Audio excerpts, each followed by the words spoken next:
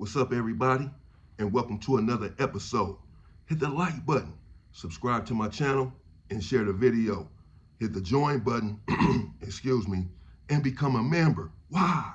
Well, members get exclusive content. Been slacking a little bit, members, but I got you, I promise you. Now listen, hit the bell icon on my channel so that you will receive a notification every time that I drop a video.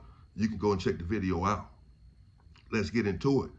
Oftentimes, people ask me, who is the toughest group out of the Southsiders and the Norteños? Now, that's a tough question. I really have my own opinion for different reasons. I do believe that one group is a slight more violent than the other. But I'll just give you the information and you make your own decision. Now, it's not really my place to speak on different races and different groups and their structure. So I'm going to be careful in what I say. But people have asked me, and so I want to answer the question. I have done time with these people, with these different factions, different races, different groups, have had involvements with them business-wise and violence-wise, have been attacked by them and had to attack them. So I have the right to say something. This is something that I read in a book. I lived it. Consequently, I can say what I need to say. But again, my objective is not to denigrate or disparage one group or the other, and to say that one group is superior to the other. But for the brothers who do not take heed to my videos and understand what it's like in prison, and that it's more prudent and sagacious to do your work out here and stay free, and they decide to go to prison anyway, and they need to know how to survive against these other races. Well, this is for you. Or if you have a loved one in there, because I hope that if you are free, that you remain free. Did you know that there was a difference between a Southsider and a Sureno? Yes, they're not the same. The difference is the Southsiders do not have to politic. They don't have to politic. They have to pull their own weight on every yard. They're either holding drugs, they're holding knives, they're doing something, they have to pull their own weight. Whereas the Surenos, they have to politic. They're really under the thumb of a certain group that we all know about and have heard about. There are books and movies about this group. However, for the purposes of this video, they shall remain nameless. This group does not want to be exposed. They have been exposed many years ago and many times over by some of their own members. But it's not my place to expose them and to say their names, since that's not what they want. I'm going to respect that. In fact, one of the first federal indictments was for the unaliving of one of its members who had did an interview or something and exposed that he was in fact a member of this particular group. This particular group became outraged and enraged and put a hit out and unalived him for admitting that the group even existed. So they don't want you to say that they even exist, much less that you're a member of this group, confirming that the group is in existence. Even though some of its members have tattoos symbolizing and denoting the fact that they belong to this particular organization. And even with these tattoos, they will look you in the face and tell you the tattoo is about something else, that this group does not exist. They don't know what you're talking about. And so the Surenos are really more violent and put in and carry out the duties of this group more. violence-wise. They put in more work. But the Southsiders, too, are not a joke. So there is a difference for those who thought that they were one and the same. The Norteños, they also have a hierarchy that they adhere to and respect. The Norteños are known for being superstructured. And I will admit that they are structured, very structured. Some speculate that this is because they are not that deep on any yard. If there's 35 or 40 of them, that would be deep for them. And so they have to stick together. That is another distinct difference between them and the South. The Norteños in the South is that the Norteños really have to adhere to certain structures, whether they want to or not. Whereas again, the Southsiders do not have to politic. They will and they do because they respect their big homie so much. The Norteños, because they have to stick together, because they're not that deep on any given yard. They're vastly outnumbered, and they understand that if they do not follow this structure, that it can put their very lives in danger against this very violent group, the Southsiders. Now, this is before the end to all hostilities, of course, whereas to now, these two groups are functioning together without violence. At this time, even in the SHU program, the Norteños had what they called a DTR, a daily tier report. Again, a DTR, a daily tier report, where in this report, they all checked in to their big homie, the higher up, and explained to him every day on paper what went on the tier, what time the police walked, what time the police did their count, who went out for medical and at what time, what cell the police stopped at and for how long, and what they were talking about. They put all of this on paper in this DTR and sends it to their big homie to keep the temperature of the building and what's going on there in the SHU, and who is potentially a suspect in doing something that they should not be doing. So they are very structured. In fact, here in this daily tier report and there in the SHU, at this time, I don't know about now, at this time, they could not even initiate, they being the Norteños, a conversation with a Southsider. They could talk to a Southsider if the Southsider initiated the conversation. So let's say that they were neighbors and used to talk in the vent, as we all do in the SHU. So the Southsider may get in the vent, hey Chuco, what's up, homie? You know, and holler at the Norteño. And the Norteño, he could respond and they can converse. However, he would have to report the conversation in the DTR, the daily tier report, and let his higher up know that he did, in fact, have a conversation with another man, with the Southsider. However, he has to make it clear that the Southsider initiated the conversation. Why is this? One can only speculate. It's because they don't want to look weak by initiating the conversation, or because they just saw them at this time as their arch enemies, and we're just that strong and that serious about this. We going to talk to y'all. You got to talk to us first. I don't know. You make your own decision as to why this was, but this was. So both of these groups are very structured and very serious about their organization and their gangs. I was there in Juvenile Hall and LP, and in LP they have cells. Los Padrinos, they have cells.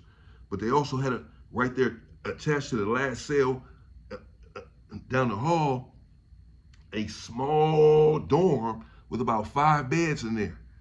And I had a little juice. One of the officers there had a crush on my beautiful mother. And because of this, he put me in his dorm. And he used to give me food and all of this stuff. And I accepted it. I was there with my little partner from F13, and Sniper from 18th Street was a black dude. In fact, the only black dude to this day that was a Southsider that I've really seen the Southsiders really accept as one of their own. The rest of them are just delusional and fooling themselves.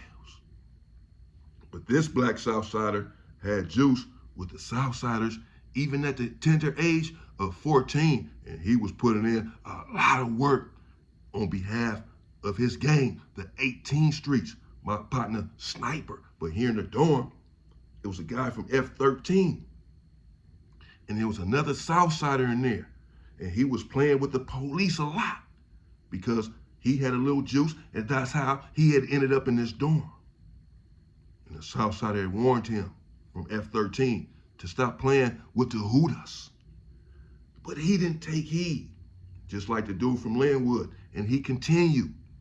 And one night, late night, the Southsider put something inside of a sock and bust him right upside of his head, and told me it's because this dude wasn't respecting the structure and the hierarchy. So I know even at the tender age of 14 that it was embedded, ingrained, and instilled in them to respect the hierarchy and to follow the structure and to not flout or transgress against the rules, or else.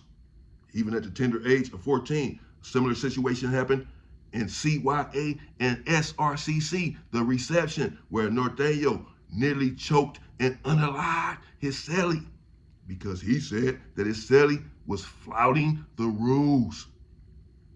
At the tender age, we were all 15 or 16 there in SRCC. So even at that age, they had the mindset and the wherewithal to follow the structure and to be serious about it. So they are both violent, potentially violent groups. They both have a strong structure and hierarchy. One group is just a little bit more, in my opinion, because I've been with them on the streets as well. The other group may be putting in the same and similar amount of work on the street, and they're in prison again. The Norteños are very structured, super structured, some would argue, and they respect their hierarchy. I have nothing bad to say about them. The Surenos and Southsiders, two separate entities, are no different. I have nothing bad to say about either. I've been close with some partners from both sides. You just stay out of prison, and should you go, mind your business and watch each and every group, including your own, because they all have the potential to turn against your best interests. But it's a way to circumvent this, first by circumventing prison, but should you go, mind your own business, read, write, study, exercise, and come on home. So the Southsiders and the Norteños, you make your decision about who's the hardest. They both have people dropping out in droves. Blacks are dropping out in droves too. Hence, all of these PC yards now, SNY yards, sensitive needs yards, THUs, transitional housing unit yards, and whole prisons full of PCs. A lot of the Norteños are dropping out because, again, they don't have as much flexibility as the Southsiders, and they don't have a lot, but they have some. The Norteños, again, they have to get involved in every situation, and they have to politic just as a means of self-preservation. This begins to weigh on some of them. And the Southsiders get tired of having to stab people and hold drugs and bring in drugs and give 1/3 of everything that they get to their big homies. And so a lot of them are dropping out. They're tired on these yards, on these prison yards, and they're going PC. A lot which just common sense wise tells me that it has weakened these groups some. Because in order to go PC, particularly as a Southsider and a Norteño, the police want you to debrief, to give up all of the information that you have. They're going to tell you, we're going to put you back on the yard. We ain't letting you go nowhere. And so these people, when they go PC, they divulge all of the organization's information about how they get out. The police on these yards know who the shot caller is from every group. They know who's bringing in what, who's doing what. They just know. Because these people are dropping out and giving up all of this information, which in turn makes the group, these particular groups, not as strong because they don't have the same amount of numbers and the same structure, because some of these people are giving up the information about the structure that was once a bit stealth. They lived clandestinely. They lived in secrecy. A lot of them. But now, because of all of the dropouts, they've been exposed. And so, while still very strong and formidable groups, not necessarily the same. However, don't cross either one. Mind your business and do your job. First, by staying out of prison. But that's really the difference between the Southsiders and the Norteño. Really, not a big difference. Just the Norteños are not as deep on these yards and are very structured, super structured. The Surenos are super structured. They're very structured and also very violent. They put in a lot of work, bro. I'm just telling you what it is. I'm just speaking the facts. But the Norteños, there's not a lot of, they're in high desert, particularly, they were putting together some very vicious and violent removals, were the Norteños. So they too can reach an apex in violence. Again, just don't cross either group, including your own. And that's it. That's how you survive. And that's really the difference between the Norteños and the Southsiders, in my opinion. Not a big difference, other than one group is not as thick and very organized and very structured. The other group is also structured, but very deep on these yards. And, sometimes can have a hair trigger. Well, coming up, I may have to go to Paso and tell you about 2 riots that happened in one day, and one black dude got his head split wide open. He was from Watts. It was crazy. Stay free, people.